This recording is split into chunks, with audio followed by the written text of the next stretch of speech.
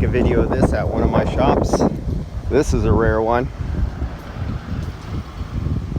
This is definitely something you're not going to see on the street every day. This is from one of the shops that I do the air conditioning for, and they get all their old vintage vehicles.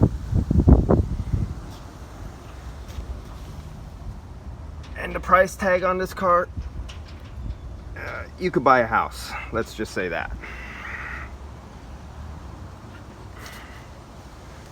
And the cost to restore this, you could buy a house.